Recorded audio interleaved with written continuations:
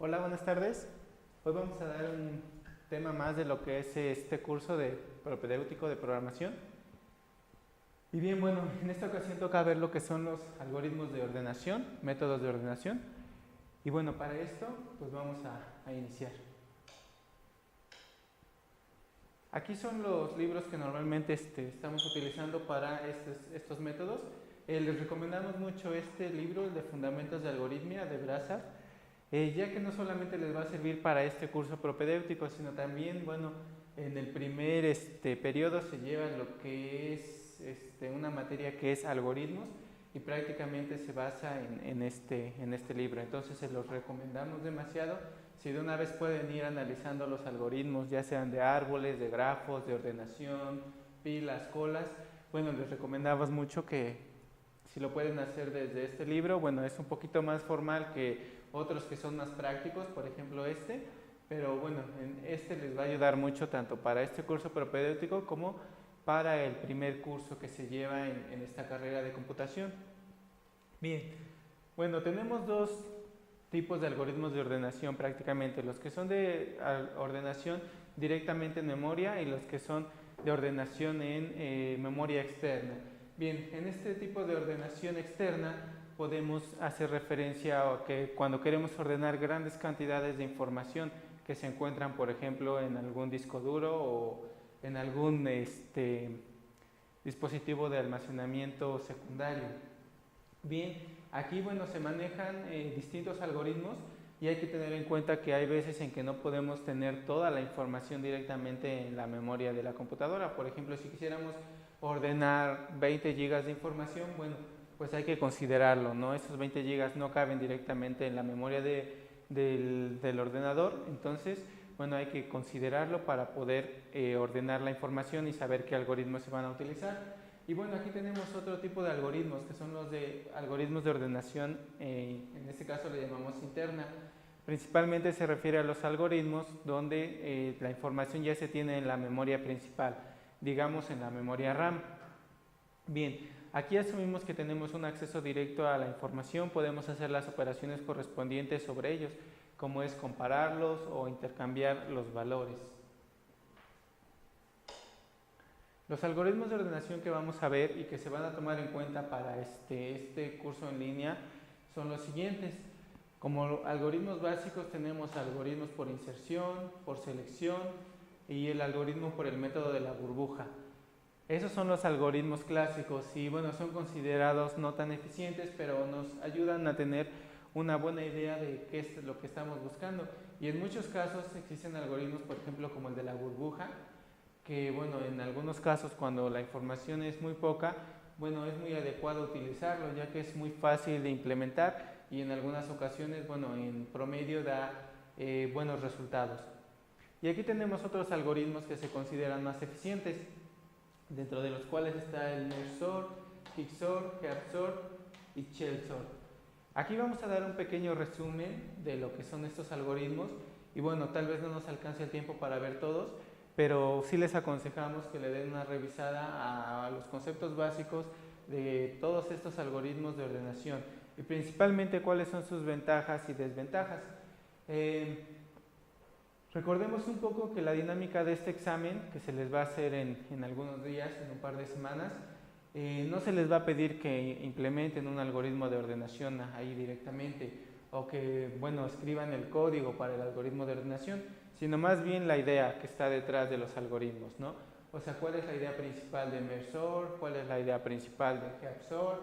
O bueno, ¿cuál es la desventaja de un algoritmo por inserción? O bueno, ¿cuántas comparaciones en promedio se tendrían que hacer en un algoritmo QUICKSORT? Y bueno, este tipo de preguntas son las que se les van a realizar.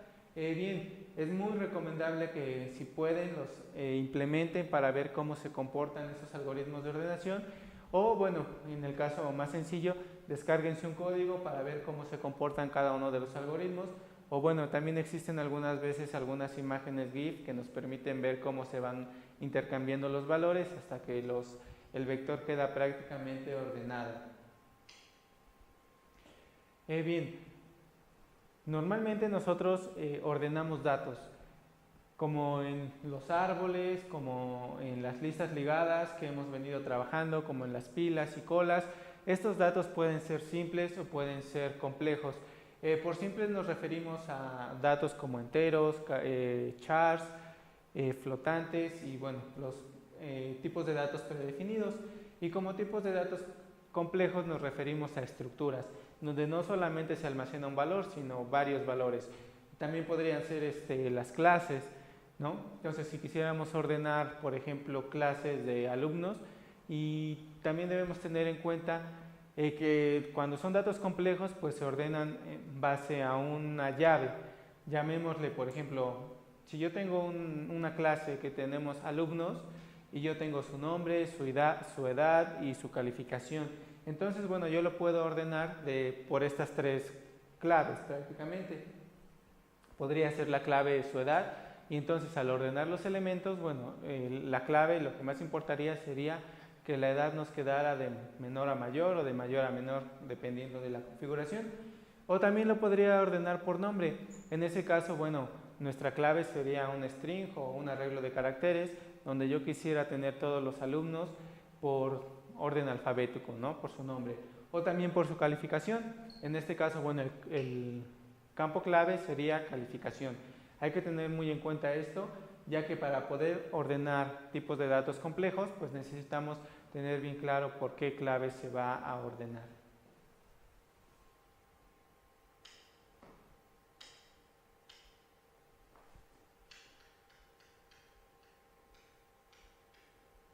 Mariam, ¿le podrías bajar, por favor?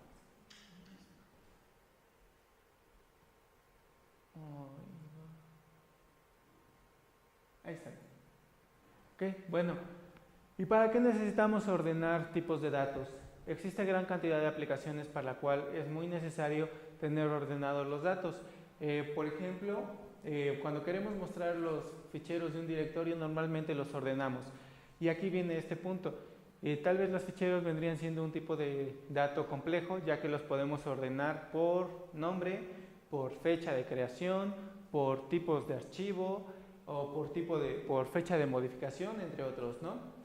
Queremos también, otra de las aplicaciones, mostrar un listado ordenado del contenido de una base de datos.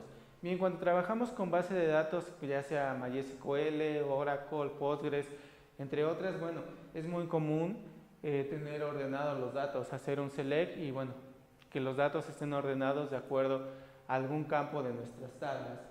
Y también, bueno, cuando queremos hacer una búsqueda en internet, por ejemplo en Google o en Facebook, normalmente hacer una búsqueda sobre un conjunto de datos muy grandes es una tarea muy costosa.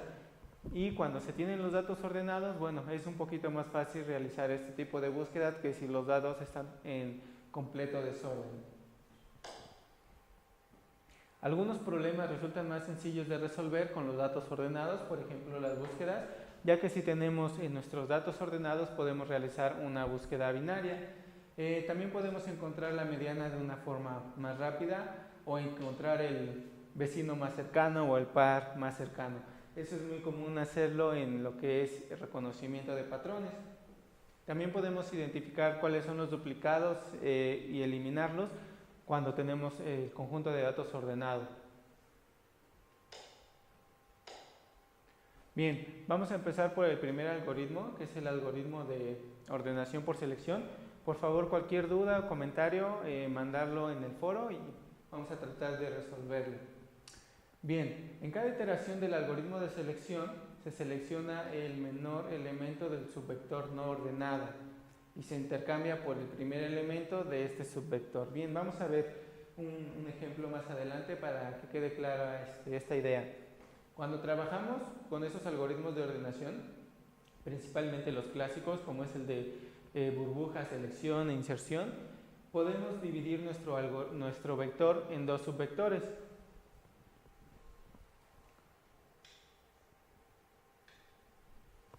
Bien, supongamos que este es nuestro conjunto de datos que queremos ordenar. Entonces, bueno, nuestro vector puede ser dividido en dos subvectores. Uno que va a ser el subvector ya ordenado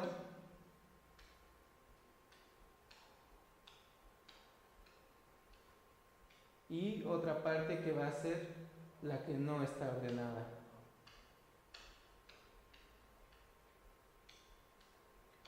¿Ok? Y esto lo vamos a ver un poquito más adelante.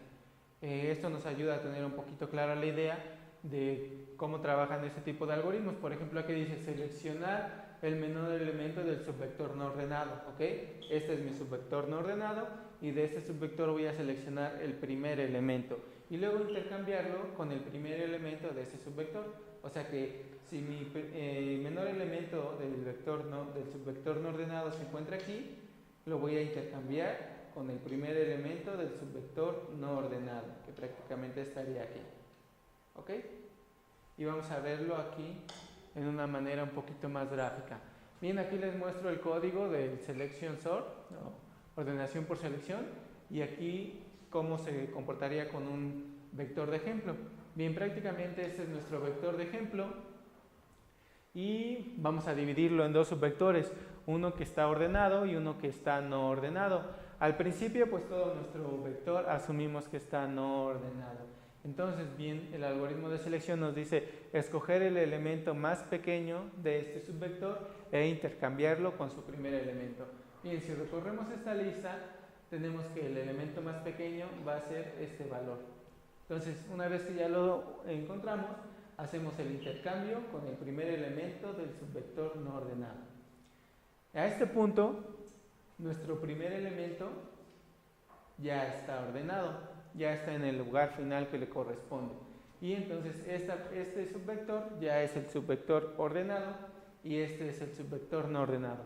Bien, realizamos el mismo proceso en el subvector no ordenado.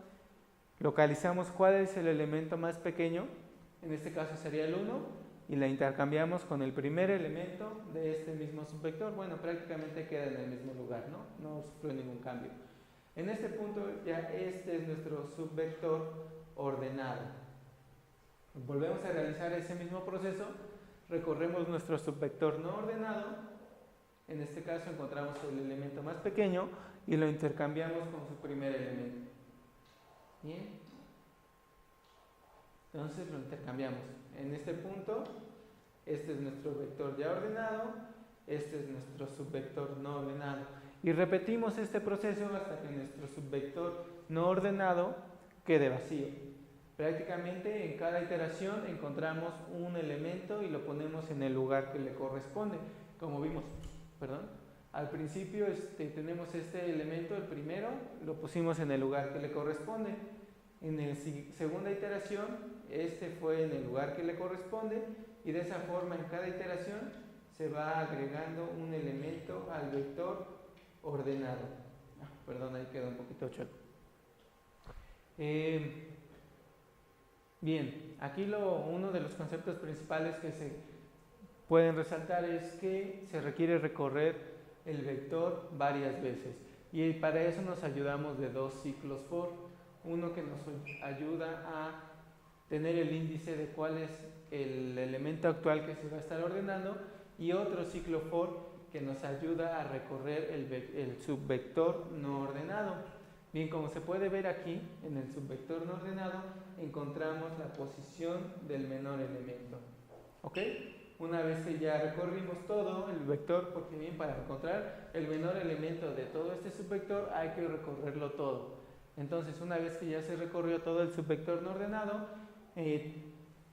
encontramos el índice de cuál es el elemento que tiene el valor más pequeño y al final se realiza el intercambio con el primer elemento de este subvector. ¿Ok? Esto en resumen vendría siendo lo que es el algoritmo de ordenación por selección.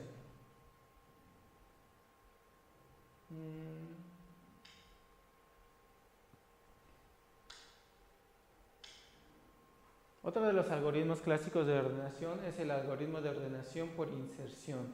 Bien, vamos a ver, en este ejemplo también tenemos dos subvectores, en este caso el subvector que ya está ordenado y el subvector no ordenado.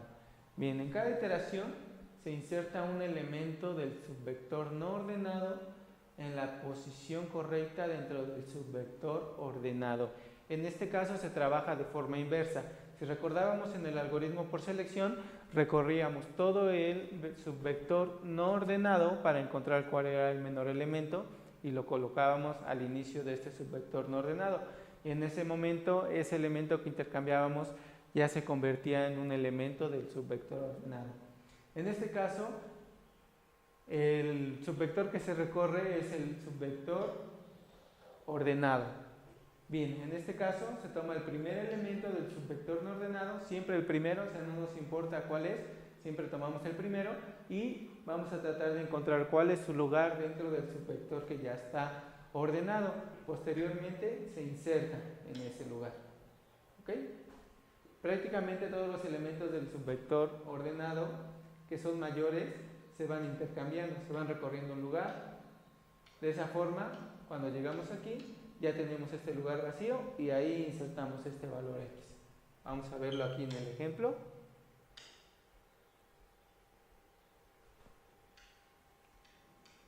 Disculpa, ¿podrías bajar?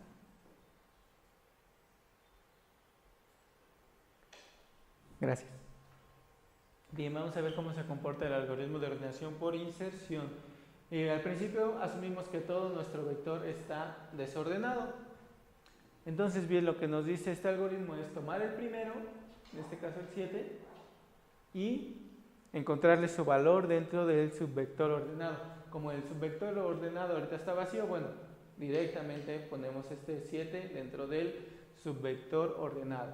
Posteriormente encontramos este valor que es el 5, y 5 es menor que 7, el 7 lo intercambiamos y insertamos el 5. ¿Ok? Posteriormente nuestro subvector queda de esta forma, este subvector es el subvector ordenado y nuestro subvector no ordenado. Posteriormente realizamos este mismo proceso, tomamos el primer elemento del subvector no ordenado y vamos a tratar de encontrarle su lugar dentro del subvector ordenado. Para esto, bueno, intercambiamos el 7 con el 2 y de esta forma aquí insertamos el 2 y ya nos queda nuestro nuevo subvector. En este caso, tenemos el valor 16 como siguiente elemento y ese es el lugar que le corresponde. Vamos a ver este ejemplo con el elemento 4. Cuando ya tenemos este, es nuestro subvector ordenado, nuestro subvector no ordenado, que ya solamente consta de un solo elemento. Al principio tenemos que intercambiarlo, ya que este es mayor que nuestro elemento actual. Posteriormente volvemos a hacer lo mismo, intercambiamos el 7, ya que es mayor que nuestro elemento actual. Y el 2 ya es menor, ya hasta ahí termina nuestra iteración y posteriormente aquí insertamos el 4. Bien, aquí está un poquito un ejemplo de código en C para este ejemplo. Vamos a tomar en cuenta las consideraciones igual que en el anterior, que tenemos dos ciclos for. ¿Ok? Hay que tener en cuenta bien que la mayoría de este tipo de algoritmos de ordenación clásica utilizan dos ciclos for, por lo cual, bueno, más adelante lo van a ir viendo y les aconsejo darle una revisada, que tienen una complejidad, se le llama cuadrática, dependiendo de cuántas comparaciones se realizan para ordenar un arreglo de n elementos. Vamos a ver un poquito cómo trabaja este algoritmo. Bien, prácticamente la parte que les voy a comentar es aquí. Se toma el elemento del subvector no ordenado y posteriormente se trata de hacer el swap, se van intercambiando los elementos que sean mayores que nuestro elemento actual y por último se inserta nuestro elemento en el lugar que le corresponde. Es el mismo ejemplo que vimos aquí. Si 4 es nuestro elemento actual, nuestro ciclo for recorre el vector ordenado, o sea aquí, hasta que encuentra un elemento que sea menor. Y eso lo podemos ver aquí, en esta condición. ¿Ok? Y el último de los algoritmos clásicos de ordenación es el algoritmo de burbuja. Y en este algoritmo se dice que los valores más pequeños burbujean gradualmente, es decir, suben hacia la cima o parte superior del arreglo, ¿no? Los valores mayores se hunden en la parte inferior del arreglo.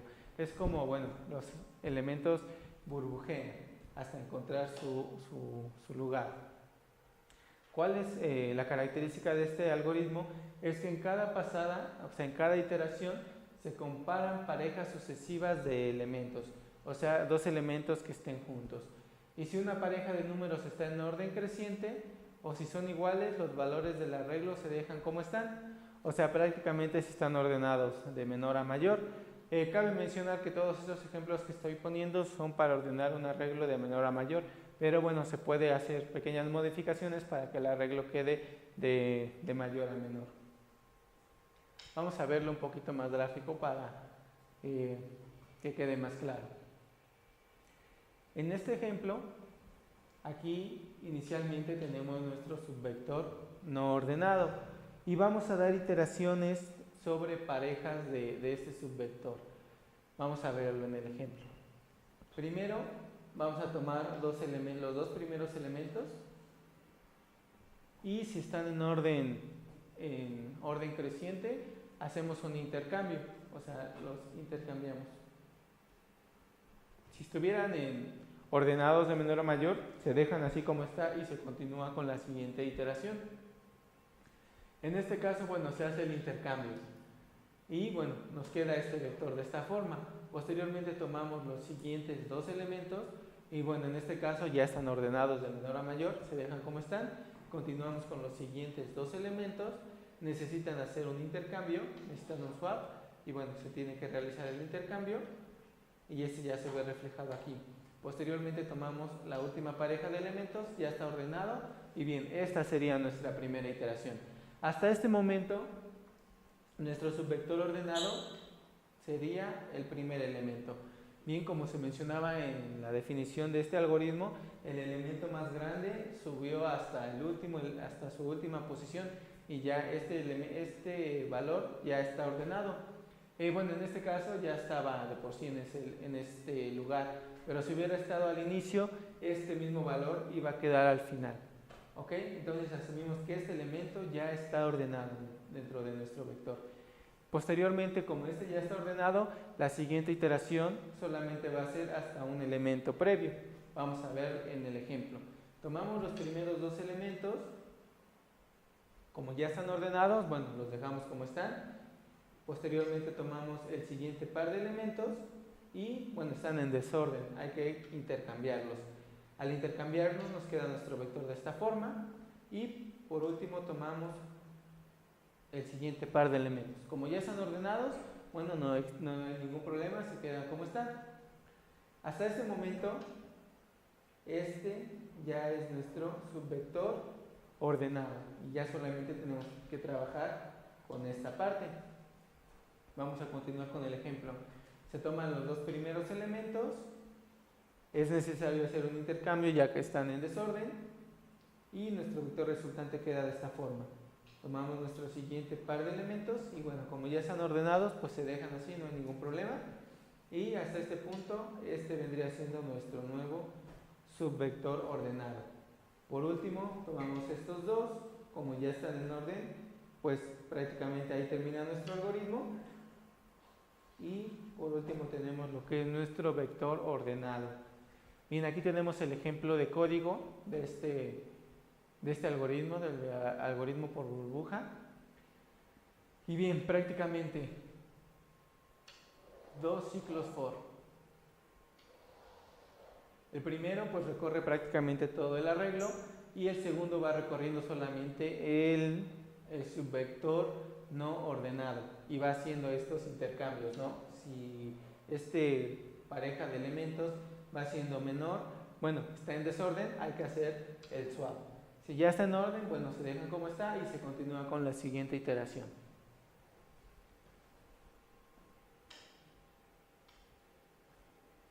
Bien, existe un pequeño detalle aquí en el algoritmo de burbuja, es que cuando ya están ordenados los elementos, bueno, con el algoritmo que vimos anteriormente, se le conoce como el algoritmo de ordenación por burbuja clásico, pues el algoritmo seguiría iterando hasta terminar todos sus ciclos, aunque ya no haga ningún intercambio, aunque el vector ya esté ordenado, pues él continuaría. Existe una mejora de este algoritmo que se le conoce como el algoritmo de burbuja mejorado. Bien, y simplemente consiste en agregar una bandera De entrada pues falsa, ¿no? Y cuando ya no se hagan, perdón, cuando se haga algún swap, esa bandera nos va a indicar que hubo intercambios. Vamos a verlo en el siguiente ejemplo. Bien, aquí pues tenemos nuestro subvector desordenado y bueno, aquí está el ejemplo. Se van haciendo varios intercambios. Por ejemplo, el 6, como les comentaba anteriormente, como es el valor más grande, bueno, nosotros lo podemos visualizar, pero cuando es un arreglo muy grande, pues sería imposible. Aquí estamos viendo que el 6 es el valor más grande y vamos a hacer el algoritmo de burbuja. Tomamos los dos elementos, se intercambian. Posteriormente, el 6 se intercambia con el 2. El 6 se intercambia con 3, con 4, con 5. Como lo decíamos anteriormente, el valor más grande subió hasta la última posición. Aunque estaba al inicio, como se puede ver en este ejemplo, se fue hasta el final del elemento y asumimos que este ya está ordenado. Posteriormente, bueno, aquí nosotros estamos viendo que ya está ordenado prácticamente ya está ordenado este vector. Entonces, bueno, el ciclo for interno sigue realizando su función, vuelve a comparar todos los elementos, pero en ninguno se hace intercambio, ¿ok? En este caso, la bandera swap se queda en falso. Y bueno, como aquí tenemos un ciclo while, pues bueno, hasta que la bandera sea falsa termina. ¿Y por qué ya no continúa haciendo más iteraciones? Bien, porque en estos intercambios, como ya no hubo ningún swap, se asume que todos estaban en orden.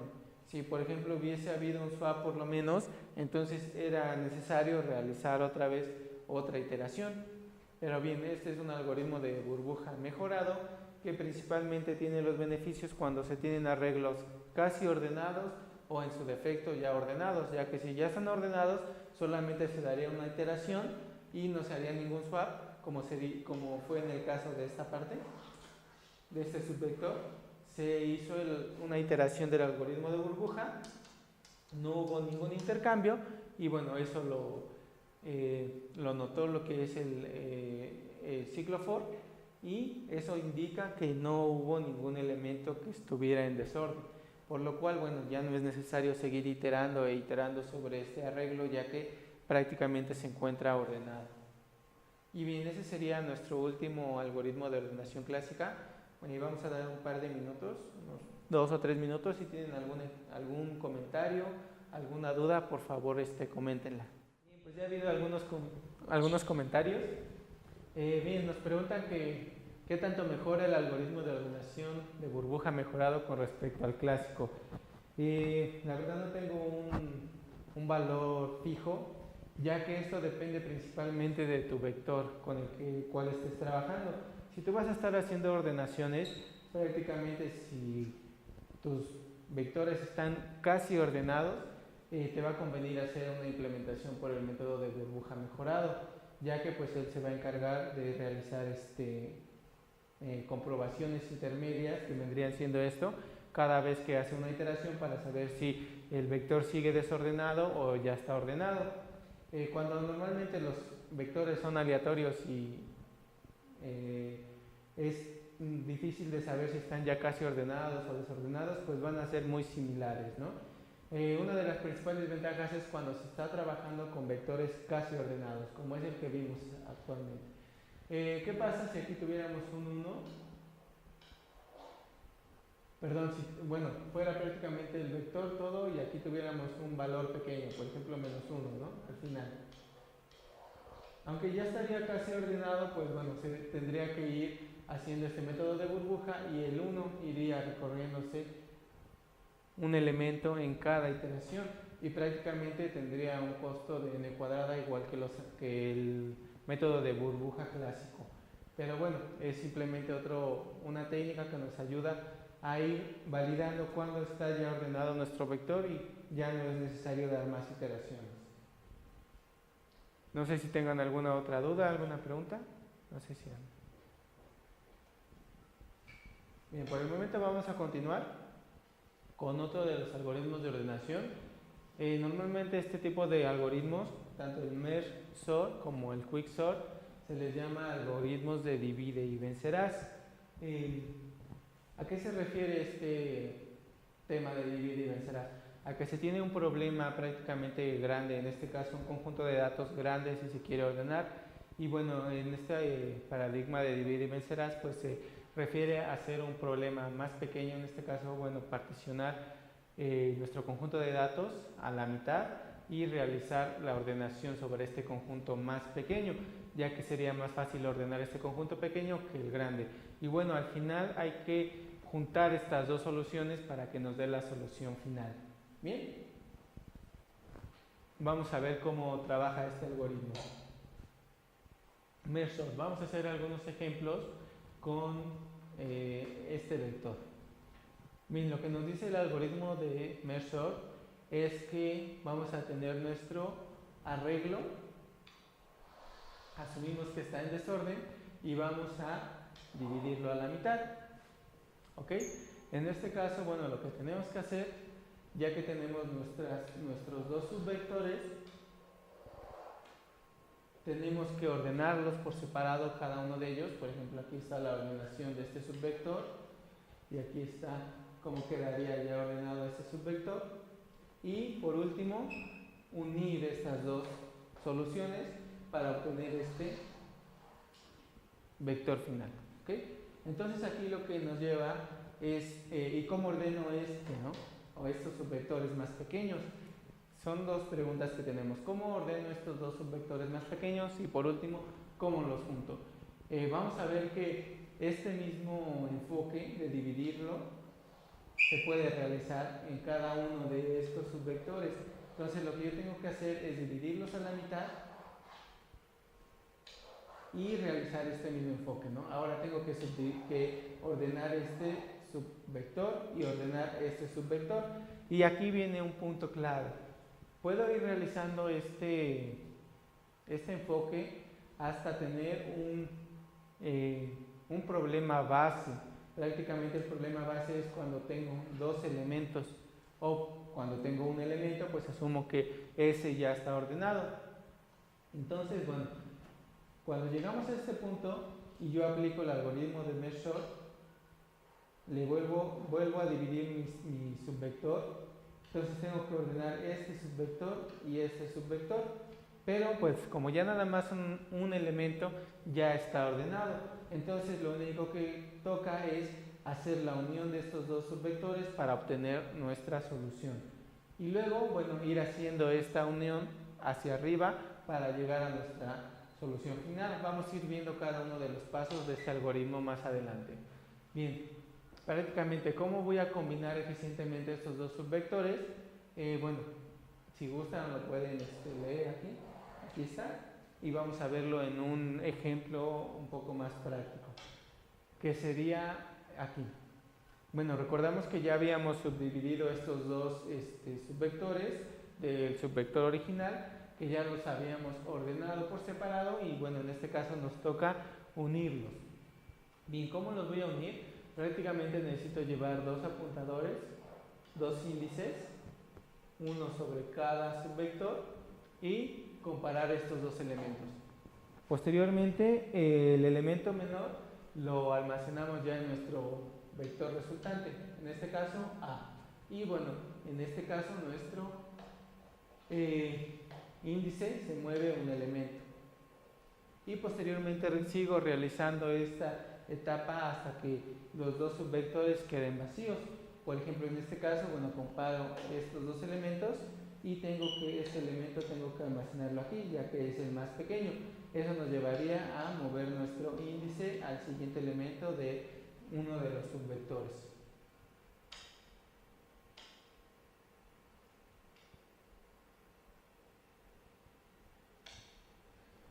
Bien, y este mismo paso, este mismo proceso lo seguimos realizando.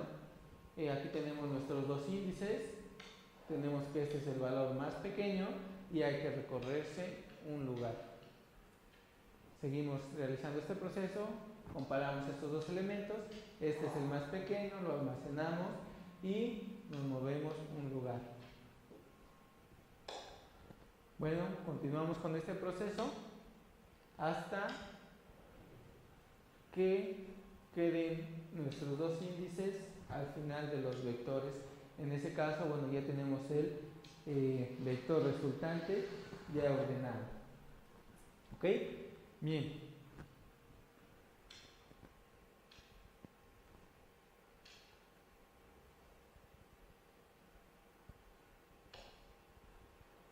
Vamos a dar un pequeño repaso de este algoritmo. Recordemos que iniciamos con un subvector. Vamos a poner aquí un pequeño ejemplo. Supongamos que este es nuestro vector que queremos ordenar. El algoritmo de Mershoff nos dice que tenemos que dividirlo a la mitad. Y bueno, ordenar estos dos elementos por separado y estos dos elementos por separado. Y luego unir estas dos soluciones. Ya vimos cómo se tiene que hacer la unión de estos dos subvectores. Pero ahora, cuando yo quiero ordenar este subvector, tengo que aplicar otra vez el algoritmo Mershoff. Entonces lo que hago es dividir este en dos. Y también cuando quiero ordenar este subvector, aplico Mershoff, que es dividirlo a la mitad y ordenar los elementos por separado. Como ya llegamos a un caso base donde solamente tenemos elementos, subvectores de un solo elemento, asumimos que este ya está ordenado. Entonces todos estos ya están ordenados. Lo que toca ahora es hacer su unión. Y bueno, para eso utilizamos este algoritmo que les acabo de explicar. Como nada más es un elemento, bueno, tenemos que la unión queda prácticamente solo al comparar estos elementos. Y lo mismo ocurre con este. Se hace la fusión de estos dos elementos para obtener el vector resultante. Y luego, bueno, se tendría que aplicar este mismo paso sobre estos dos subvectores resultantes. Tenemos que hacer el merge, la unión. Prácticamente tenemos que unirlos. Como se mencionó con este algoritmo, llevamos nuestros dos índices, comparamos cuál es el menor y lo vamos almacenando en nuestro vector resultante. Y al final, bueno, nuestro vector ya queda ordenado. Este sería la ordenación de este principal. No sé si hasta aquí tengan alguna duda. Vamos a pasar al siguiente algoritmo, que es el algoritmo de ordenación por Quicksort. Este vector a veces se le llama ordena, a diferencia del de Mershoff, que es divide y vencerás.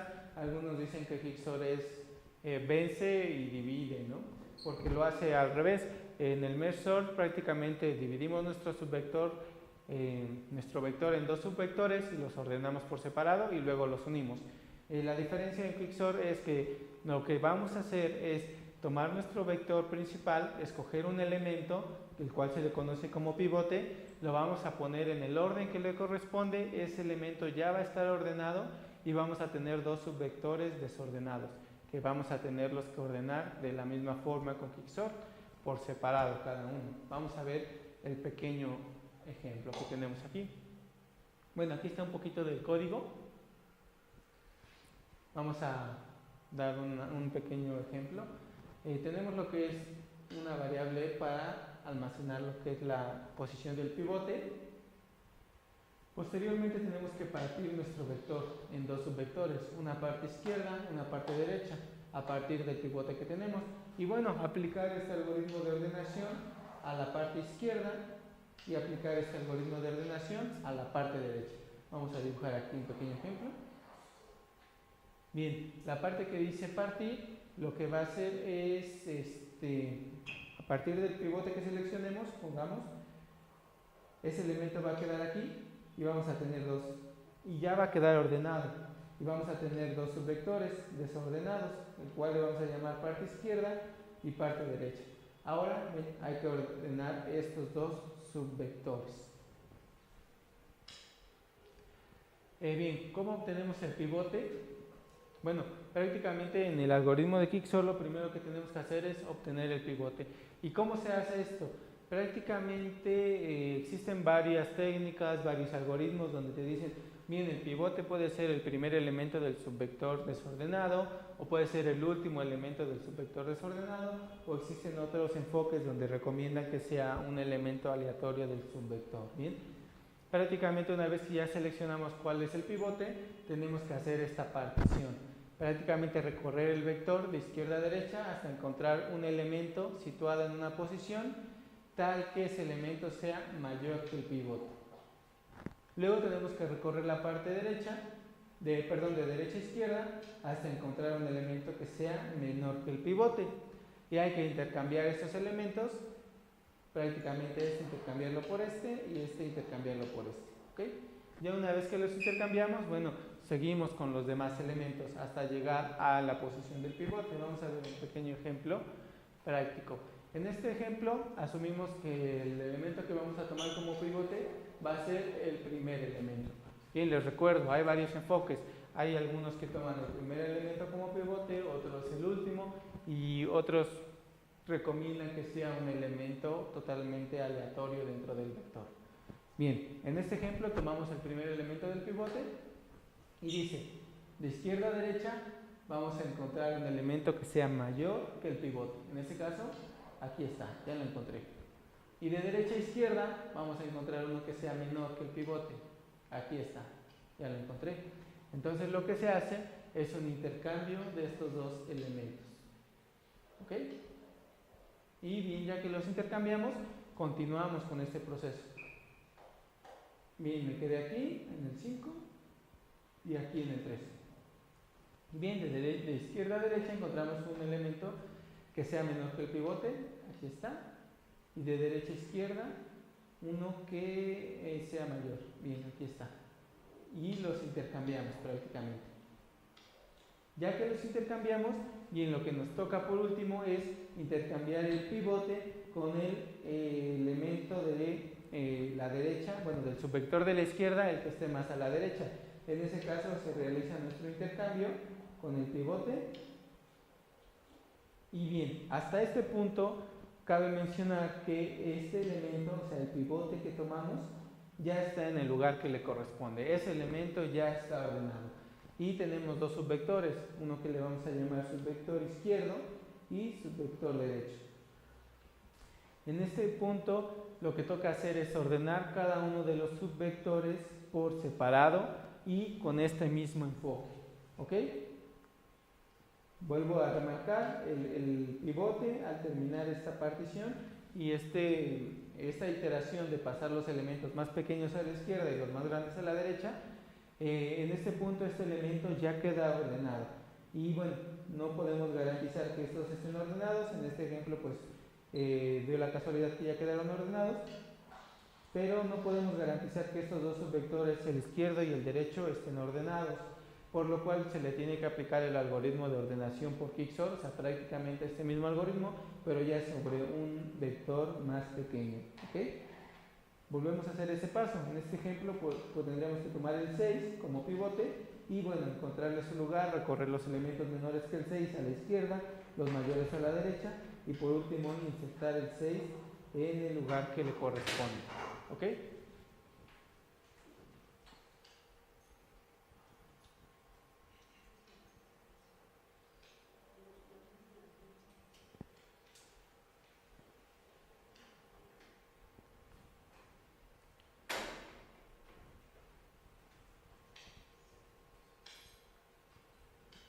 Disculpa, María, subirle por favor.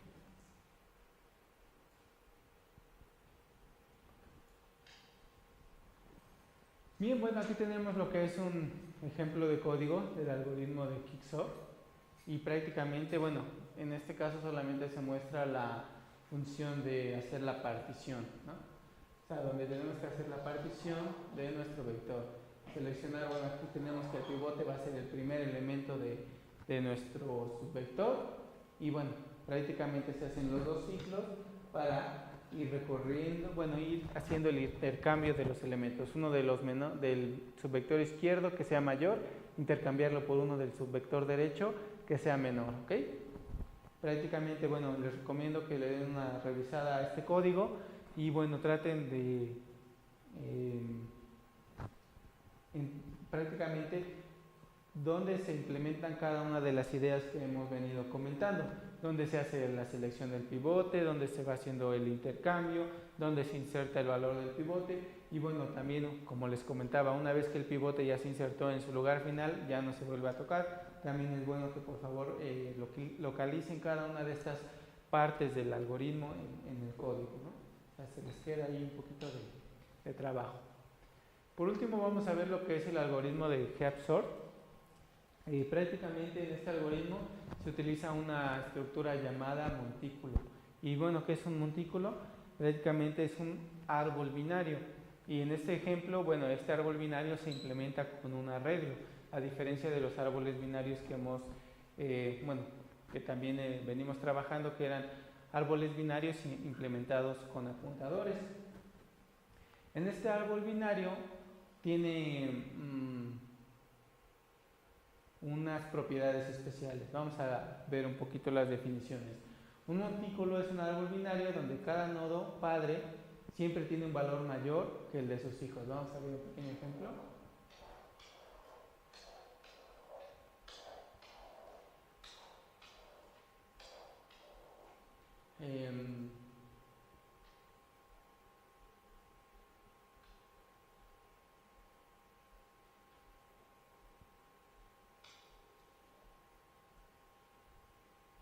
A ver, por favor, alguien que me diga si este vendría a ser un montículo o no.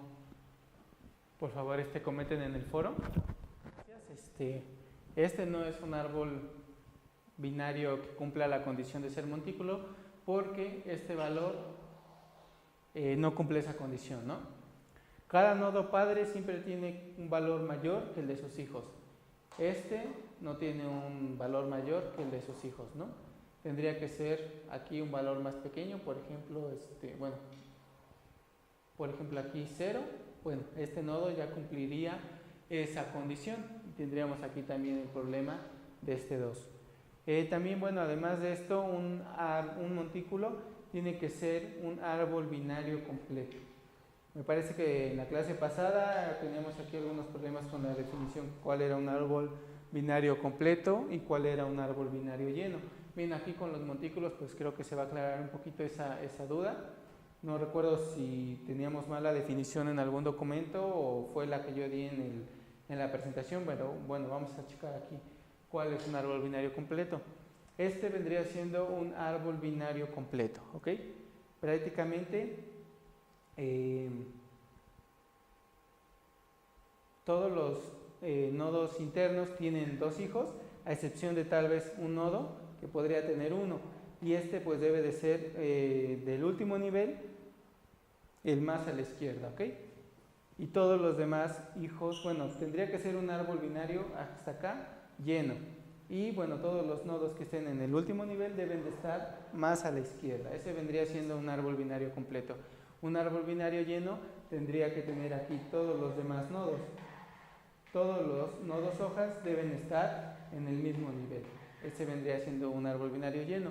En el caso de los montículos se trabaja con árboles binarios completos, como vendría siendo este ejemplo.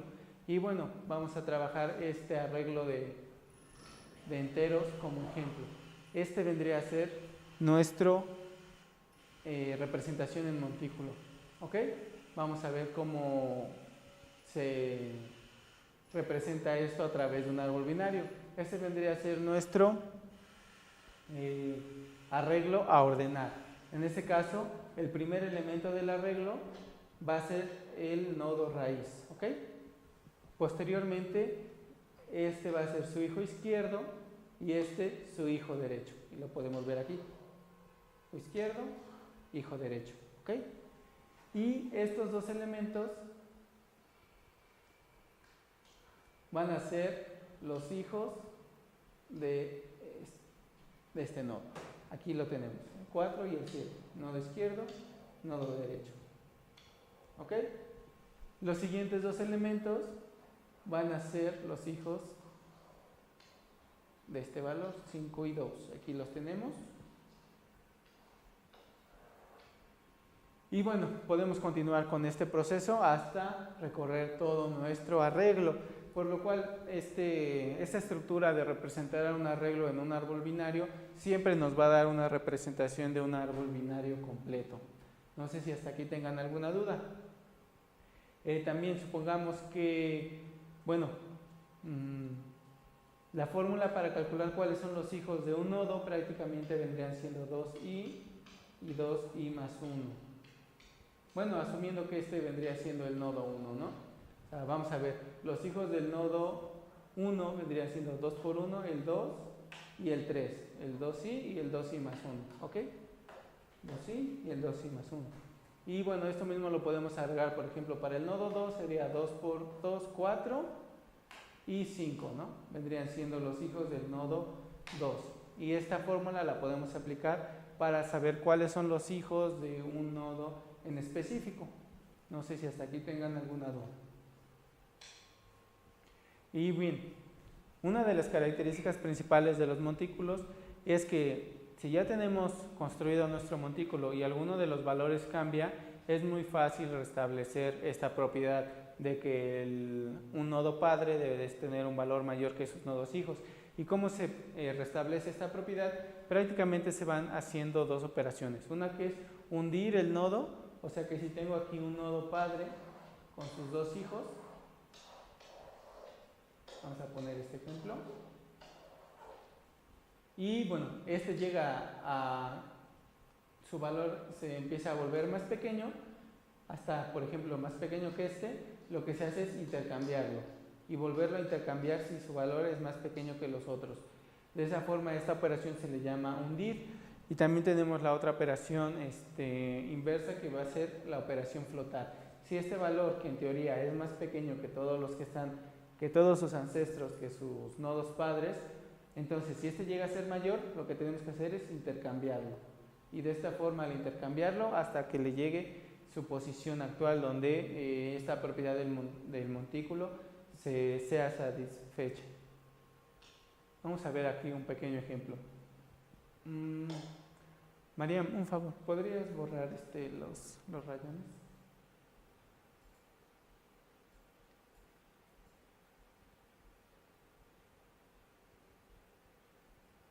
Los de aquí.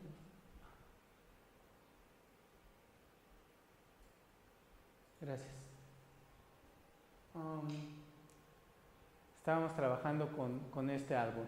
Por ejemplo, si el valor 1 pasara a ser 8, vamos a ver aquí, ¿cuál es el valor 1? Aquí lo tenemos. Si este valor 1 se incrementara hasta ser 8, ¿qué tendríamos que hacer? Para restablecer la propiedad del montículo, tendríamos que intercambiarlo con este. ¿Ok? De esa forma, pues aquí quedaría un 4 y aquí quedaría el 8. Pero bueno, ¿qué tenemos que hacer? Es también compararlo con su siguiente padre. Si en este caso, bueno, 8 es mayor que 7, y para restablecer la propiedad del montículo nos dice que el padre debe de ser mayor que sus hijos, tendríamos que hacer el intercambio, ¿no? Aquí nos quedaría 8 y aquí nos quedaría el 7. Y bueno, tendremos que hacer esa comprobación una vez más con su nodo padre. 8 es mayor que su padre, no. Entonces, bueno, este árbol ya satisface la propiedad de montículo. Vamos a verlo aquí, cómo nos quedaría. Estos serían los nodos que se cambiarían su valor. En ese caso, vimos que un nodo hoja, un nodo de los que están abajo, su valor se volvió más alto, entonces tiene que ir cambiándose con su padre hasta restablecer esta propiedad del montículo. Porfa, ¿le puedes subir?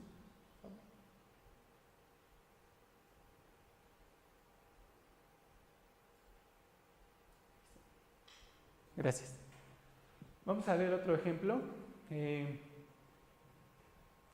Si el número 10 pasa a ser 3, vamos a ver aquí. Aquí tenemos el número 10. ¿Okay? ¿Qué pasa si este se convierte en 3? Bien, en este ejemplo, el 3 prácticamente se tiene que hundir. Vamos a ver dónde estábamos. Aquí. Aquí teníamos el 10 y pasó a ser 3. Tenemos que intercambiarlo con este nodo. En este caso, este nodo subió y el 3 aquí estaría. Pero tenemos que hacer esta misma operación con su siguiente nodo. En este caso, igual, se intercambia y esta sería nuestra nueva representación del montículo, ¿ok? No sé, hasta aquí parece que son dos operaciones muy sencillas. Si un nodo superior de los que están arriba se convierte en un valor pequeño, se tiene que ir intercambiando hasta llegar a la posición que le corresponde hacia abajo. Y lo mismo, si un nodo de abajo se convierte en un valor más grande, pues tiene que hacerse su intercambio con su padre. ¿Ok? Y esta propiedad es muy interesante, ya que en algunos casos podemos insertar un nuevo elemento en nuestro montículo. ¿Ok? ¿Qué pasa? Podemos insertar un elemento y bueno, una de las recomendaciones que se hace al insertar un nuevo elemento es insertarlo en el siguiente posición libre que toca. Aquí lo tendríamos que insertar. Ya que lo insertamos, tendríamos que hacer la operación flotar. ¿Ok? Por ejemplo, si este fuera un 1, no importa, ahí se queda y bueno, este montículo se sigue manteniendo. Luego quisiéramos insertar otro elemento. Tenemos que insertar aquí. Y por ejemplo, si yo insertara aquí un 4, ¿qué se tendría que hacer? Se tendría que hacer la operación flotar. Ya que el padre es más pequeño, se tendría que hacer un intercambio. En este caso aquí nos quedaría el 4 y aquí nos quedaría el 3. ¿Ok? ¿Qué pasa si aquí inserto un valor 1? No hay ningún problema. ¿Qué pasa si aquí inserto un valor, aquí inserto un valor 10? Este va a flotar hasta convertirse en la raíz y todos los demás elementos van a ir bajando. De esa forma podemos ir insertando elementos en un montículo. Y bien, como resumen, el algoritmo de Haapshorn de ordenación por montículo consiste en insertar todos los elementos del vector en un montículo. O sea, tengo aquí mi vector, donde están los elementos que quiero ordenar. Entonces lo que tengo que hacer es crear prácticamente un montículo. Una de las formas es tomo este elemento y lo inserto en mi montículo. Supongamos que fuera 10, aquí lo inserto. Ya tengo este elemento. Luego, el siguiente elemento lo inserto en el montículo. ¿Ok? Por ejemplo, 3, perfecto, ahí se queda. Luego el siguiente elemento lo inserto en el montículo. Por ejemplo, si fuera 15, bien. Bueno, cada vez que inserto un elemento tengo que hacer la operación flotar para que se mantenga esta propiedad. Al insertar el 15, tengo que comprobar que su padre sea mayor. En este caso no se cumple, entonces tendría que intercambiarlos. Aquí quedaría el 15 y aquí quedaría el 10. ¿Ok? Y eso lo tengo que hacer con cada uno de los elementos del montículo. Los tengo que ir insertando en el árbol. Una vez que ya haya yo insertado todos estos elementos, bueno, voy a tener un montículo donde el padre va a ser el mayor de todos estos. Y para tener el vector ordenado, lo único que tengo que hacer es ir eliminando cada uno de sus nodos a partir del nodo raíz. Ya que como aquí tengo el nodo mayor, bien, lo puedo sacar e insertar en mi arreglo donde puedo garantizar que este valor ya está ordenado. Y luego, bueno, como ya saqué tendría que hacer una operación donde alguien tiene que ocupar su lugar como raíz y volver a hacer esa operación para encontrar el siguiente mayor valor. De esa forma se van sacando todos los nodos del árbol hasta que insertamos el último elemento, que ya sería nuestro vector ordenado. Prácticamente se utilizan las operaciones flotar y hundir hasta agotar todos los nodos del árbol. Bueno, ese fue el curso de ordenación. Por favor, les recomiendo que le den un poco de repaso a estos algoritmos y bueno, si tienen ahí un poquito de tiempo, también a lo que sería la complejidad de estos algoritmos. En resumen, los algoritmos clásicos tienen una complejidad n cuadrada, el Haapshorn tiene una complejidad n log n, igual que el merge-sort, y el quicksort varía. En el peor de los casos, el quicksort se comporta con una complejidad n cuadrada, que viene siendo un poco irónico cuando el algoritmo ya está ordenado. Pero en promedio el quicksort también es de complejidad n log n, igual que el Haapshorn y que el merge-sort. Por favor, denle un poco revisen un poco este material, revisen alguna de las referencias, de las cuales les recomiendo pues el Fundamentos de Algoritmia de Brassard, y también traten de hacer la implementación de estos algoritmos, ya que les va a ayudar mucho a el entendimiento de los mismos. Bueno, para cualquier duda o comentario vamos a estar aquí unos par de minutos, unos 5 minutos, y bueno, aquí estaremos para resolver sus dudas y comentarios. Gracias. El algoritmo Quicksort depende del pivote. Sí, precisamente depende del pivote. Por ejemplo, cuando se toma el primer elemento o el último elemento, cuando el vector está ya sea ordenado en forma ascendente o descendente, este algoritmo tiende a tener una eficiencia mala.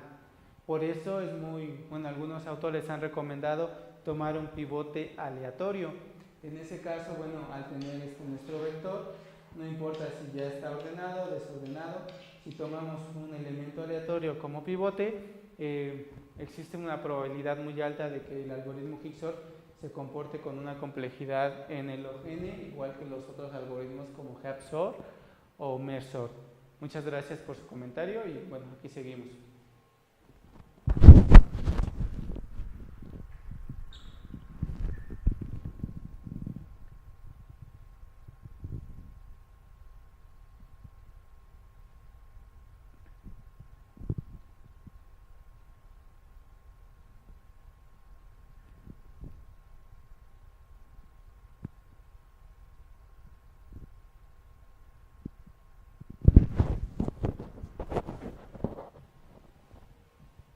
Muchas gracias. Aquí nos comentan de un recorrido en preorden. Bueno, cabe mencionar que los recorridos son un poquito aparte del algoritmo de ordenación, principalmente de HAPSORT, porque recordemos que en los algoritmos de recorrido de árboles binarios, las propiedades del árbol binario son un poquito diferentes. Los algoritmos de recorrido en árboles binarios de búsqueda asumen que los datos están, si recordemos, el árbol binario asume que aquí se tiene un valor X y a la izquierda están los valores que son menores que X y a la derecha los valores que son mayores que X. Eso vendría siendo en un árbol, en una estructura de datos de árbol de búsqueda binaria. En el algoritmo, en el árbol que implementamos para lo que es el HAPSORT,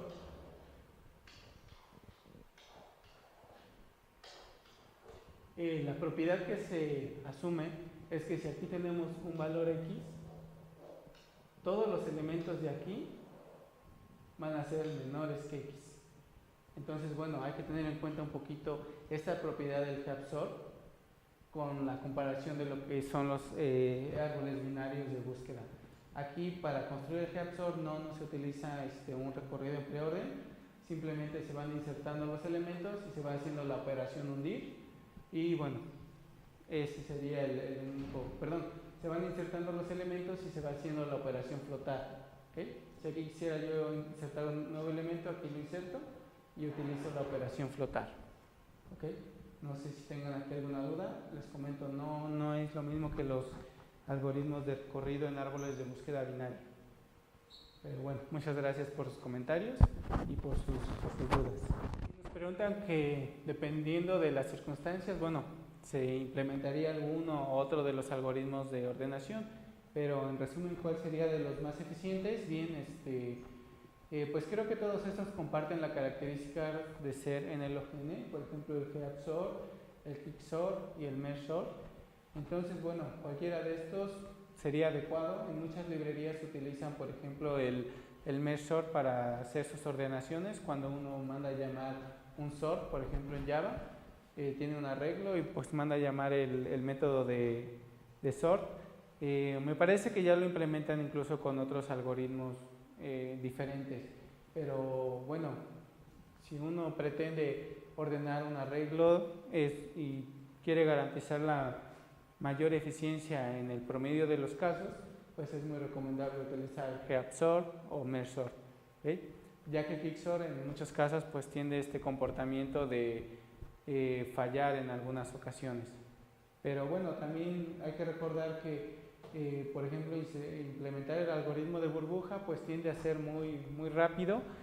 En algunos casos, cuando se tienen pocos datos, y solamente se quiere ordenar de vez en cuando, bueno, burbuja no es malo, principalmente el burbuja mejorado, pero bueno, ya cuando se tienen grandes cantidades de información y se quiere la mejor eficiencia, de los más recomendables es el Merge Sort para garantizar este comportamiento de n log n. ¿Okay? Muchas gracias por su asistencia al curso de programación y los esperamos la siguiente sesión. ¿Okay? Muchas gracias y hasta luego.